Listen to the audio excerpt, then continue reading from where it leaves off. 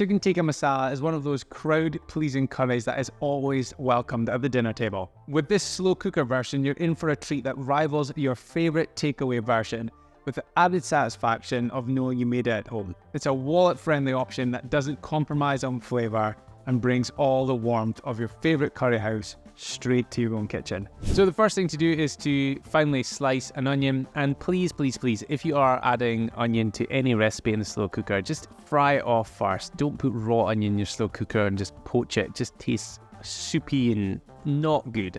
It's really easy. All you need to do is just heat some butter, add in a cinnamon stick, and then we're going to just put the onion in that wok. On a medium heat, we'll give it about 5 to 10 minutes until it starts to soften and it starts to turn golden brown and smells delicious. And this just gives it so much more flavor compared to adding raw onion to the slow cooker. Then you want to add equal measures of garlic and ginger. As always, I'm using a paste. This is what they use in Indian takeaways, and I'll put a link to the ones that I use in the description so you can get it. It's a total time saver when it comes to meal prep. Then I'm going to add 1 tablespoon of tandoori masala and 1 tablespoon of curry powder. How hot is up to you. I'm cooking for the kids, so I always use mild. If you want a bit of heat, go medium or hot, totally up to you. And just fry that off for a further minute or so. Add a little bit of water just to help loosen things and stop it from sticking to the pan.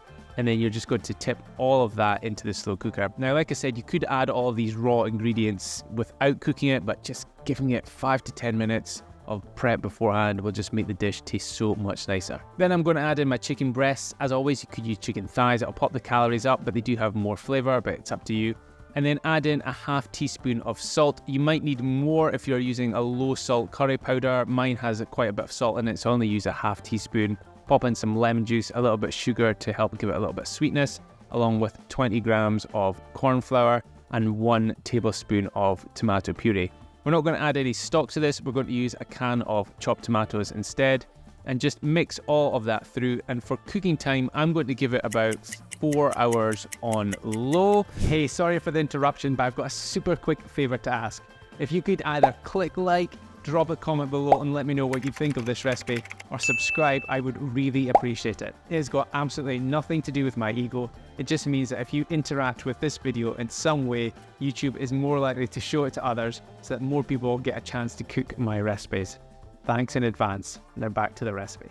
Once the timer goes, remove the lid and we're going to stir through our half-fat creme fraiche. If you can't get any of this, I know it's a bit harder to get across the pond. You could use a low-fat sour cream or even a low-fat natural or Greek yogurt. And then we're going to add in a handful of freshly chopped up coriander for colour and for flavour. And you just want to mix all of that so it is nicely combined. And then all you have to do is just plate it up. The obvious choice for this is to serve it with rice and your usual accompaniments for a curry. I have this with naan bread possibly, or poppadoms and some chutney and other veggies. But as always, you want to again garnish with something green. Coriander goes on top. Make sure you remove that cinnamon stick, and then all you need to do is get stuck in and enjoy. So there we have it. Super easy, family friendly, slow cooker chicken tikka masala. Hope you enjoy this one, and as always, if you want the full recipe along with all the serving sizes and the calories and protein and so on, just click the link below in the description and you can download my recipes app and you'll get access to this recipe along with over 300 more, and we're adding new recipes every single month. Anyway, I'm off to go and eat this. Hopefully you'll enjoy it. Drop a comment below, let me know what you think of it, and I'll speak to you later.